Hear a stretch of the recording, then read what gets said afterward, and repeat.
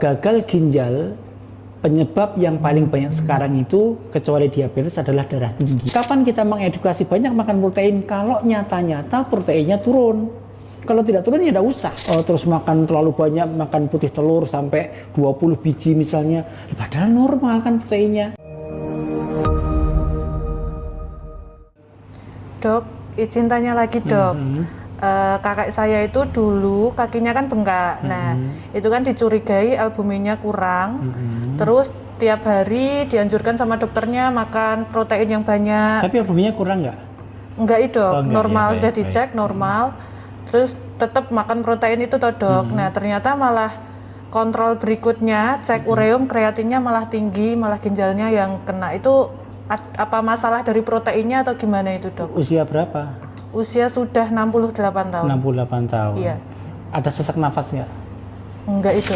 Ya, jadi makanya ini yang sering salah kaprahnya di sini. Jadi semua pasien dengan bengkak di kaki itu dicurigai pasti karena albuminnya turun karena ginjalnya bocor tanpa dicek dulu kan. Ini jadi salah kaprah ini sebetulnya. Jadi perlu diketahui bahwa bengkak di kaki itu ada beberapa sebab nih.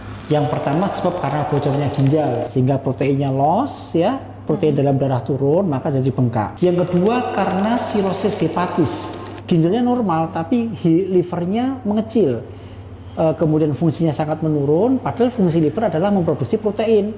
Kalau fungsi livernya menurun, berarti protein nggak bisa lagi diproduksi, terjadi bengkak. Ya. Yang ketiga karena gagal jantung, Mbak.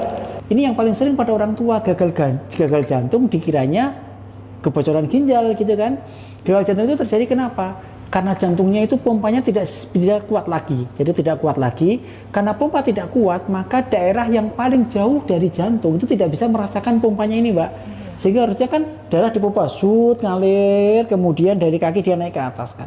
Tapi karena lemah, jadi di kaki itu ngumpul di kaki semua. Karena paling jauh dengan jantung gitu. Jelas ya, maka terjadi bengkak di kaki. Mesti dipastikan dulu penyebab bengkaknya itu apa. Kalau dari jantung disuruh nambah protein terus, padahal ureum itu terjadi karena pemecahan protein.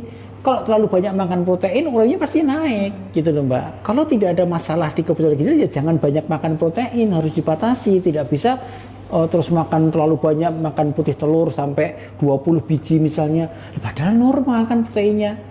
Karena jantung misalnya, maka pasti akan naik ureum kreatininnya karena ureum kreatinin ini akan terpengaruh sekali dengan makanan protein. Maka pastikan dulu jangan-jangan jantungnya bukan kebocoran ginjalnya gitu. Jadi kapan kita mengedukasi banyak makan protein kalau nyata-nyata proteinnya turun.